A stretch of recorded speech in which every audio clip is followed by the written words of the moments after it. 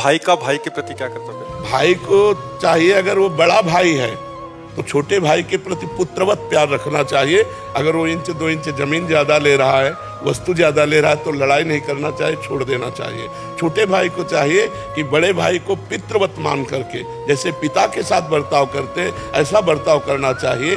बड़े भाई को अपने छोटे भाई के हिस्से का एक दाना भी एक्स्ट्रा नहीं लेना चाहिए। अगर छोटा बड़े भाई के हिस्से को ले रहा है तो उसे पिता के समान अपना पुत्र मान करके उसे दे देना चाहिए, लेकिन बड़े भाई को छोटे भाई का हिस्सा नहीं लेना चाहिए। छोटे भाई अगर बड़े भाई का कुछ हिस्सा लेते हैं तो दया और दुलार करके दे देना चाहिए, तुम छोटे हो जाओ। और छोटे भाई को चाहिए कि अपने बड़े भाई को पिता के तुल्य मानकर उनका आदर करे, कभी उनका अपमान न करे। तो ये भ्रातृ प्रेम परिवार को सुखद और उन्नतशील बना दे। जी, एक भ्राता का अपनी बहन के प्रति क्या कर्तव्य होना चाहिए? बहन के प्रति भाव ये रखे कि जब तक उसका ब्याह ना हो तब तक उठते बैठते चलते फिरते हर समय बहन की सुरक्षा की भावना रखे, कभी उस पर कोई दोषारोपण ना आने पावे।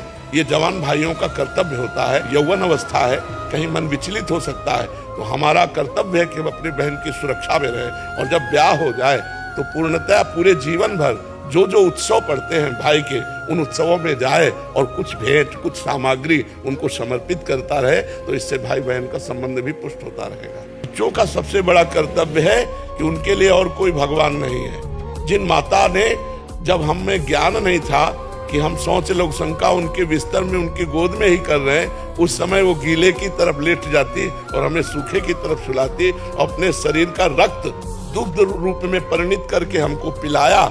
ऐसी माता पिता जब वृद्धावस्था को प्राप्त हो रहे हों तो जवान पुत्र को चाहिए कि किसी मंदिर आदि के भगवान की आराधना नहीं, अपने घर में विराजमान माता पिता की भगवान की तरह आराधना करे, उनकी सेवा करे, उनकी आज्ञा में रहे, रोज उनको प्रणाम करे, मेहनत से रुपया कमा कर धर्म पूर्वक माता पिता की सेवा करे। वस्त्र है, भोजन है, औषधि है, अपने हाथ से भी सेवा करे और धन से भी सेवा करे और मन से भी सेवा करे। तो ऐसे माता पिता की सेवा करने वाले पुत्र को अपने आप भगवत प्राप्ति हो जाती है। महाराज जी, मुझे नकारात्मकता, क्रोध, चिंता जैसे विचारों से निपटना है, इसके लिए मुझे क्या करना पड़ेगा? हमारे पास एक औषधि है, नाम है। अगर डिप्रेशन से ना हटा दे तो हमें बता देना।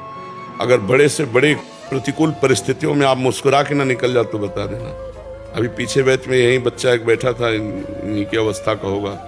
इतनी सुंदर स्थिति, केवल उसने अपनी स्थिति बताई, बच्चों सामने बैठा था तो देख भी रहे थे। केवल नाम जप, अच्छे आचरण, पवित्र व्यवहार, नई अवस्था है, बहुत अच्छा संभला हुआ बच्चा है। हिंसक प्रवृत्ति करने वाला व्यक्ति, बहुत लाखों लोगों की हिंसा करने वाला, सीधे राम नहीं बोल पा रहा था, मरा मरा जब बोला तो सिद्ध हो गया। तो हमें विश्वास करना चाहिए कि भगवान के नाम में अपार सामर्थ्य है। हम नाम जप करें, पवित्र आचरण, पवित्र भोजन, पवित्र व्यवहार, अभी सब ठीक हो जाएगा। तुम चाहे और जो कुछ कर लो, नाम जप ना करो, कुछ नहीं होने वाला, करके देख लो।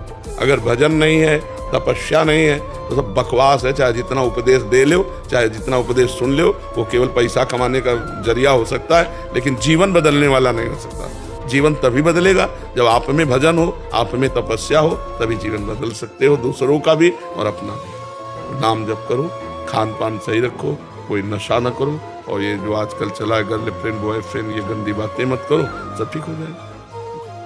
मैंने आपके प्रवचन सत्संग सुना, अब मुझे मेरी माँ वैष्णो देवी से मिलने की एक अजीब सी चुभन होने लग गई है। कृपा करके मुझे इस भक्ति मार्ग पर चलने का सही मार्गदर्शन करें। सही मार्ग, कैसे इस मार्ग पर चलता रहूं, उनकी साक्षात्कार करना सही मार्ग है। आप चलते रहो, वो जगत माता है। या देवी सर्वभूतेषु बुद्धि रूपेण संस्थिता, नमस्तस्यै नमस्तस्यै नमस्तस्यै नमो नमः। जैसे पहले दुर्गा माँ की उपासना करते थे भगवान शिव की, उन्होंने ही कृपा कर भेजा, तो अब श्री किशोरी जी हैं, किशोरी जी के ही सब स्वरूप है, दूसरा थोड़ी अंतर। अब इधर राधा वही अंश में दुर्गा है, कोई अंतर थोड़ी, विविध रूप वही धारण किए हुए। और अंदर से, ये अंदर की बात, अंदर से उनको सब कुछ मान लो, वो स्वयं। जैसे भगवान श्री कृष्ण अर्जुन के रथ की बागडोर पकड़ ली ना, वैसे जीवन की बागडोर माँ पकड़ लेंगी और आपको पार कर देंगी। रामकृष्ण परमहंस जी माँ को ही मानते थे, काली माँ को, सब कुछ प्राप्त हो गया। कहीं एक जगह आसक्ति कर लो, भगवान 100-200 रूप धारण करते हैं एक ही, वही माँ है, वही पिता है, वही शिव है, वही अम्बा है, कोई अंतर नहीं है। बस भाव से लग जाओ, नाम जप करो। और माँ कभी ये मदिरा और गंदी चीजें सेवन करने वाला कभी माँ का आराधना कर सकता है। ये सब निकृष्ट लोग हैं, अज्ञानी लोग हैं, ये लोग नहीं जानते हैं, तो कभी ऐसी गलती मत करना। नारियल की बलि दो, नींबू की बलि दो, सुंदर 56 प्रकार के भोग लगाओ, वो प्रसाद पाओ, ठीक है। गुरुदेव, मुझे अपने आप पर संशय पैदा होता है। मुझे ऐसा लगता है कि भगवान मुझ पर कृपा क्यों करेंगे? कुछ धन से सेवा करते हैं, कुछ भक्ति से, कुछ भाव से। मैं तो किसी नहीं, अच्छा ये बताओ, बाप हमें प्रॉपर्टी क्यों देगा? क्योंकि बाप है वो। क्योंकि वो प्रभु है हमारे, इसलिए हम पर कृपा करेंगे। हम उनके बच्चे हैं, असली बाप तो भगवान ही है। बताओ जी, कभी कभी ऐसा नीचता जैसा भाव आता है कि मुझसे तो सारे श्रेष्ठ है। बच्चा चाहे मूर्ख हो, देखो अपना बच्चा अगर मूर्ख भी है ना तो प्रॉपर्टी का अधिकारी होगा, पड़ोसी का लड़का वकील है थोड़ी अधिकारी हो जाएगा? नहीं हो जाएगा ना। अपना बच्चा है तो हम भगवान के हैं, हम मूर्ख हैं तो भगवान के हैं, नीच है तो भगवान के हैं, तो हमें भगवान प्यार कर रहे हैं। हम कोई संशय नहीं करना चाहिए। और नाम जप करो। नाम जप करते हो, कोई नशा तो नहीं करते, कोई पापाचरण कोशिश करना ना हो, इससे बड़ा मंगल होगा, ठीक है। महाराज जी, क्या मेहनत करने से वो सब भी प्राप्त हो जाता है जो कि भाग्य में लिखा नहीं होता? नहीं, भजन से प्राप्त होगा। मेहनत करोगे तो जो भाग्य में नहीं लिखा वो तुम्हें लात मार के नीचे गिरा देगा। लाख प्रयास करो, तुम्हें उठने ही नहीं देगा। भाग्य अगर भाग्य में लिखा है तो कोई प्रयास ना करो, वो अपने आप मिल जाएगा। लेकिन भाग्य को रौंद करके और नए भाग्य की रचना एक कर्म से नहीं होती है, भजन से होती है। अगर आध्यात्मिक भजन नहीं है, तपस्या नहीं है, तो इतनी बड़ी सामर्थ्य इन साधारण कर्मों में नहीं है तो तुम्हारे कर्मों को मिटा करके नए भाग्य की रचना कर दे। ये साधारण कर्मों में, ये असाधारण आध्यात्मिक कर्मों में है, जो भगवान के चिंतन, भगवान का भजन, परहित, ये सबको सुख देने की भावना, अपने को खूब कष्ट पूर्वक जीवन व्यतीत कर, अब आप नए भाग्य की रचना कर सकते हैं। जैसे किसी को दिखाई देता हो कि ये भजन नहीं करता है, पापाचरण करता है, तो बहुत मेहनत करता है और सफल होता चला जा रहा है, तो अपनी मेहनत से नहीं सफल हो रहा है, उसके पूर्व के पुण्य हैं। और जिस दिन पुण्य समाप्त हुए उस दिन ऐसे बम ब्लास्ट हो जाएगा, एकदम हाइड्रोजन की तरह फ्यूज हो जाएगा, क्योंकि पापाचरण वर्तमान में कर रहा है, पूर्व का पुण्य खर्चा हो गया। तो जिस समय वर्तमान का पाप और पीछे का पाप जुड़ेगा, इस समय ब्लास्ट हो जाएगा, सब मिटिया मेट हो जाएगा। एक आदमी बहुत प्रयास करता है लेकिन असफलता उसके हाथ में लगती है। वो अभी का प्रयास नहीं है, वो पूर्व का उसका जो पाप है वो टांग मार रहा है उसके प्रयास में। और जिस दिन इसका अभी का प्रयास और पूर्व का पुण्य मिल जाएगा तो क्रॉस कर जाएगा, उन्नति को प्राप्त हो जाएगा। बताओ, ऐसी स्थिति चलना मुश्किल था, मुझे आश्रम से निकाल दिया गया। तो मैं उस आश्रम के महंत के पास जब गया, आओ महाराज, हमने कहा सुना है आपने हमारे लिए खबर भेज दी है कि आप निकल जाइए, तो अपराध बताइए। तो उनका कोई नहीं। उनका कारण बताइए। बोले कुछ नहीं कारण ऐसे, उनका आपको समझ में आना चाहिए कि मैं बीमार शरीर हूँ, कम से कम आपके यहाँ छत के नीचे तो पड़ा हूँ, हमारा कोई भरोसा नहीं है कि कब शरीर छूट जाए, तो कम से कम आप लोगों के बीच में। तो उन्होंने एक शब्द कहा, उनका मैं आपका ठेकेदार हूँ क्या? तो हम कहा बस, इसके आगे हमने फिर तुरंत पलट गए। हम कहा नहीं, ठेकेदार तो हमारे भगवान है। तो उनका 15 दिन का समय देते हैं आपका। हमका 15 मिनट का, बस आश्रम जाना, झोला कांधे में टांगना है। अरे बचपन से बैरागी है कोई, मतलब ऐसे थोड़ी कि घुटने टेक दे माया के इस प्रपंच में, बस झोला उठाया चल दिया। राधा वल्लभ जी के पास गए, उनका कहाँ रहे, क्योंकि वही है हमारे मालिक। सत्य मानिए, गेट के बाहर नहीं निकल पाए थे। एक संत आए, बोले झोला वोला कहाँ लिए घूम रहे महाराज? उनका निकाल दिए गए। बोले आओ ना, बढ़िया व्यवस्था कर दी। गोस्वामी तुलसीदास जी को जब सम्राट अकबर ने ताज उतार के रखा ना चरणों में, तो आंसू आ गए। इस बात के आंसू की जब तुलसी राम का नहीं था तो मांगे टुकड़े नहीं मिलते थे। आज तुलसी राम का है तो बादशाह ताज उतार के रखता है। जब हम भगवान के शरण में, और जब उन्होंने स्वीकार कर लिया, तो आज लाखों लोग प्यार कर रहे हैं। नहीं तो ये शरणागति इस किडनी फेल ने दिया भगवान से। जब देखो तो मन संसार से प्रेम करता, भगवान से कहा। हम संभलना चाहते लेकिन संभल नहीं पा रहे। भगवान से प्रेम कहाँ?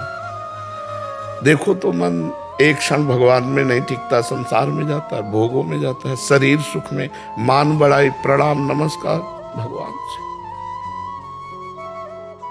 ये तो सिर्फ कृपा भगवान की कि भगवान में चित्त लग जाए, बहुत कठिन है।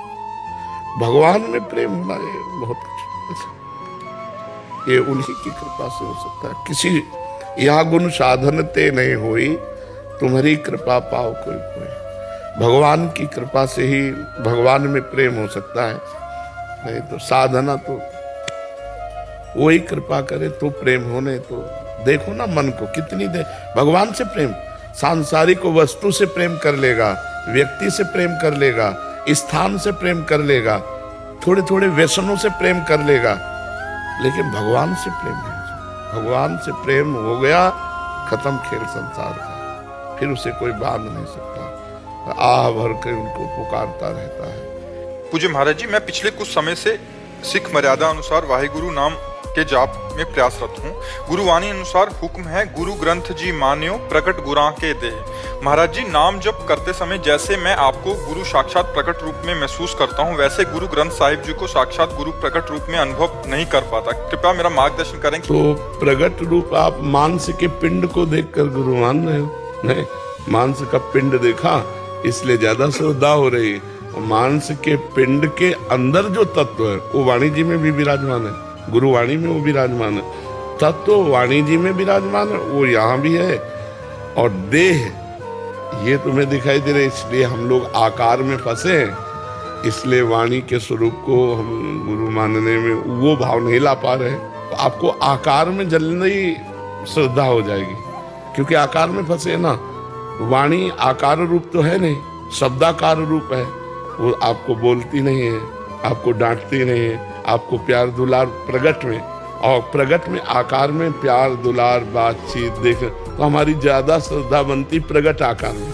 वैसे नाम जप करो तो वाणी में पूर्ण श्रद्धा हो जाएगी। वाणी में नाम जप मतलब हमारे जीवन का सार है नाम जप। अगर आपकी शिक्षाओं को अपने मन में ही बैठा ले तो गुरु में वाणी में गुरु रूप आ जाएगा। बिल्कुल बिल्कुल आ जाएगा।